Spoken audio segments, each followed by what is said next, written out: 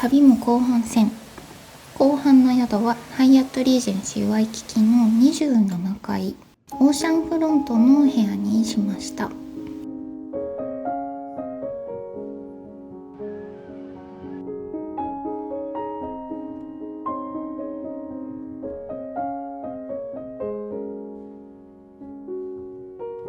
5日目の朝は車でホノルルから30分ぐらいの距離にあるカイルアに向かいました。朝のお目当てはブーツ&キモズというパンケーキで有名なお店で、到着した時点でも予想通りの大行列でした。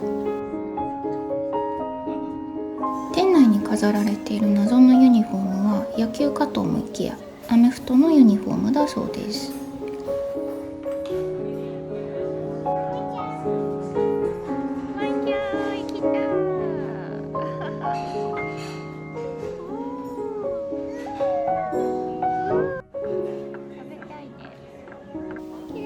卵のトロトロ加減が完璧で、ベネディクト愛好家としてはひれ伏すレベルでございました。付け合わせの細切れポテト、これがまた香ばしくて美味しい。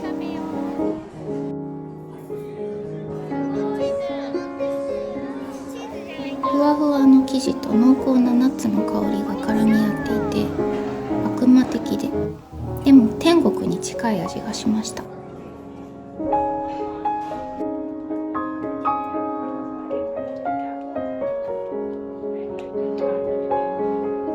満足してお店を出ようとしたところで、出口付近のガチャガチャのガムというトラップにバッチリ捕まりました。私が7年前に来た時に恋に落ちたセレクトショップオリーブ&オリバーに行きました。今回の旅で一番楽しみにしていたことの一つがここのお店を訪れることです。ご夫婦が経営してセレクトしているようで、お二人がどこまでも自由な感性で選んでいるのが分かるラインナップがもうね、たまらないです。子供たちは少しソファーで休憩させてもらって、その間に母は全力でショッピングを楽しむことができました。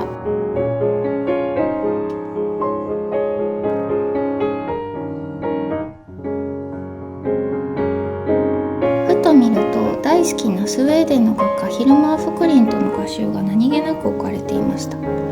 同じバイヤーとしての目線はもちろんなんですが、何より同じものを見ているっていう思想のつながりを感じて、これに勝手にグッときてしまいました。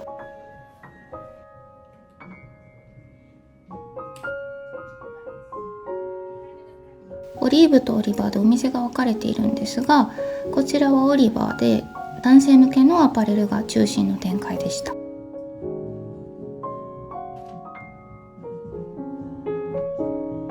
これはカエルアの老舗のレストランの昔のメニュー表のようで、こういうアンティーコとかオーナーの好みのものが店内に自然に飾られているというのもまたツボでした。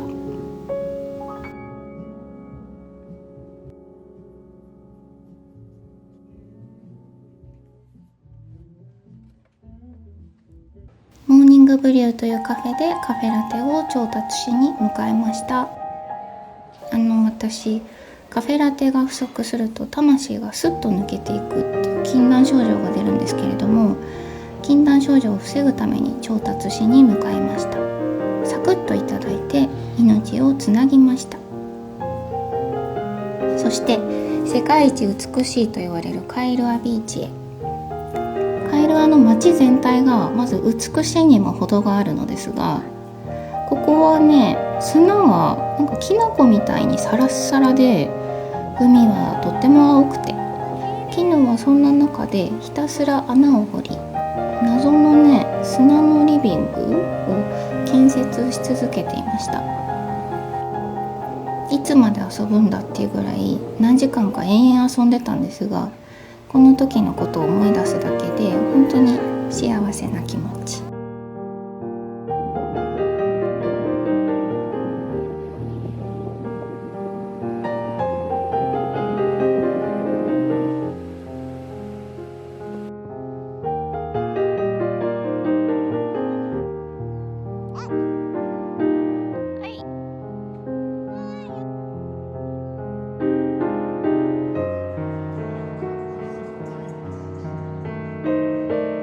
夕食は通りすがりのこのお店、リリコイキッチンっていうお店に行きまして、昨日がこのお店何屋さんかも知らないのに、このお店がいい、絶対ここ行きたいっていうので入ったんですけど、ここでいただいたパニーニが衝撃的な美味しさでして、ちょっと忘れられないレベル、今回の旅のベストと言っても過言ではないかも。5日目が終了。6日目、翌朝はハイアット1階のカイコーヒーでモーニングとカフェラテを調達しました。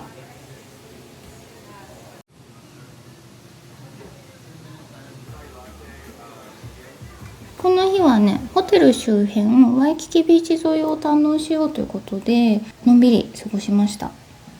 でまずはホテルの1階から探索していて、このキングス&クイーンズっていうショップがハイアットリージェンシーワイキキの1階にあるんですが、ここは有名ブランドビラボンとか、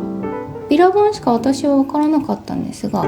結構大手っぽいブランドの洋服が並んでましたね。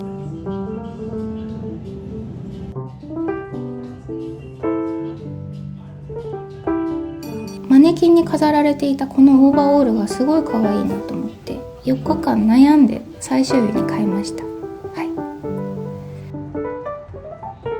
このソーハリビングっていうお店も今回私初めて行きました。すごいどれも可愛くって、特に子供用の雑貨が充実していましたね。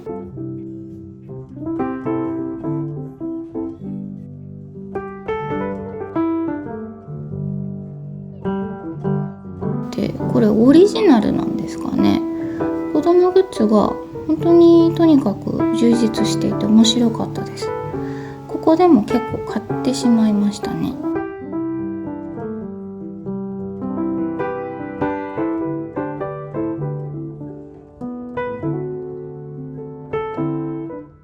このハワイのアラハの手のマークのマグもね、買うかすごい迷いました。可愛いですよね。あとこういうキーホルダーも可愛かった。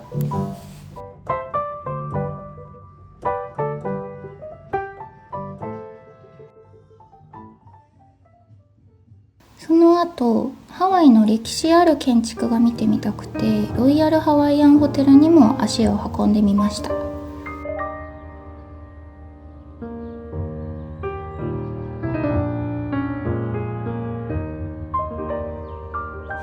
アーチのかかった壁とか、壁の装飾の繊細なディテール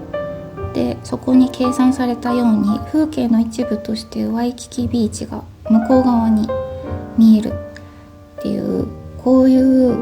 効率と真逆に行く美意識とかこだわりとかに私本当に弱いんです。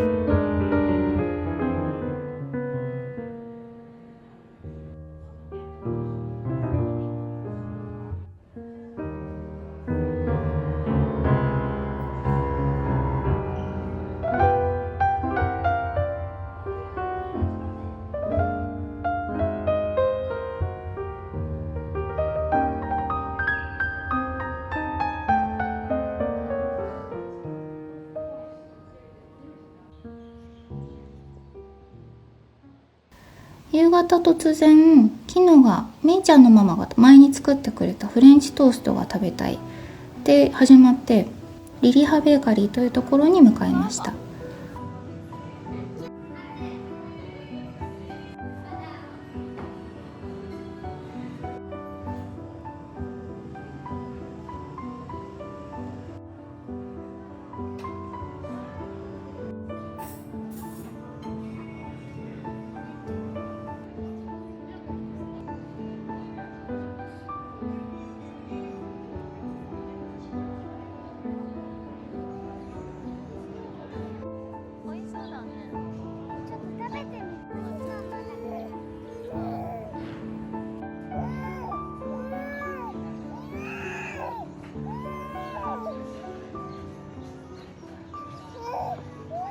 7日目はお昼頃からホテルでレイ作りのワークショップに参加できるサービスがあったので参加してみました。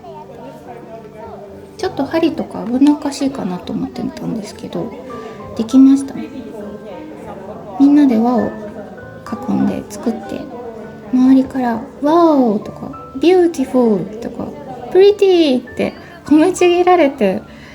自己肯定感が爆上がりしました。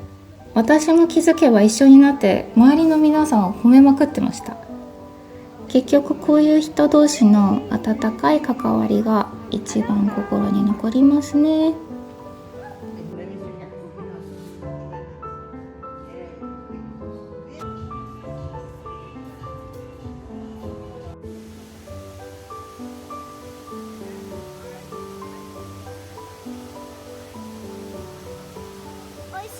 美味しい。よかった。じゃあママも食べる。もうね、この辺から私帰りたくないを連呼してました。やっぱり景色がいいともうホテルの部屋から出たくなくなるんですよ。でせっかくの機会だから外に出たいと思っても、もうこの景色を見ながら風を感じながらゆったり座ってるっていうだけで至福すぎて、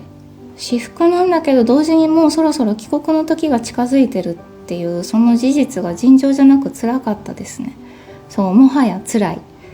ここにもう早く帰ってきたいっていうその一心になってました。気づいたらこの辺りは本当に切なかったな。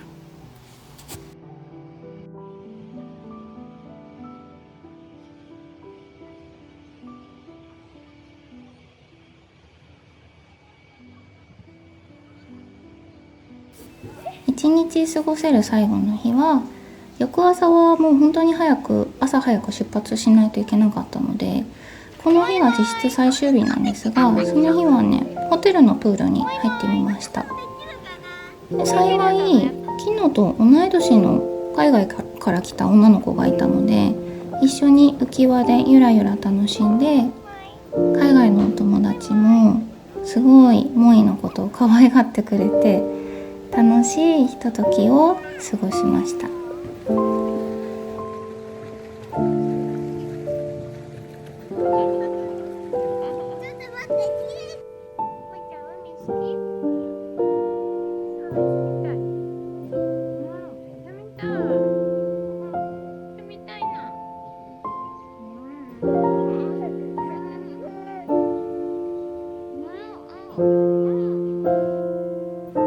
私最終日の朝にお土産を一通り紹介しようと思って撮ったんですよ。